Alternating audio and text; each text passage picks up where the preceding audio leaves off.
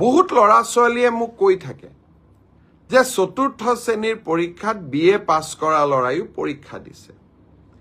এতিয়া কথাটো হ'ল, আমি কোনোবাই যদি নিজকে চৰকাৰক ফাঁকি দি পৰীক্ষা দিয়ে, তদন্ত নোহোৱালৈকে মুখ্যমন্ত্ৰীয়ে গম পাব নোৱাৰে।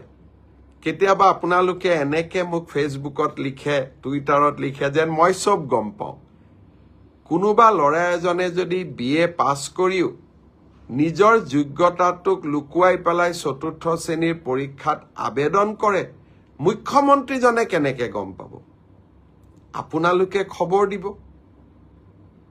আপোনালোকক আমি সুবিধা দিম যে এনে যিসকল লোকে আপোনালোকে দেখিব যে লিখিত পৰীক্ষাত পাছ কৰিছে, কিন্তু এডুকেশ্যনেল কোৱালিফিকেশ্যনক তেওঁলোকে লুকুৱাই ৰাখিছে, আমি সুবিধা দিম আপোনালোকক অভিযোগ দিয়াৰ বাবে, যাতে অৰেল পৰীক্ষা হোৱাৰ আগতে বা মৌখিক পৰীক্ষা হোৱাৰ আগতে আমি আপোনালোকৰ অভিযোগবোৰ নিৰ্দিষ্ট ইউনিভাৰ্চিটি লগত কথা পাতি আপোনালোকৰ অভিযোগবোৰ যাতে আমি নিষ্পত্তি কৰিম।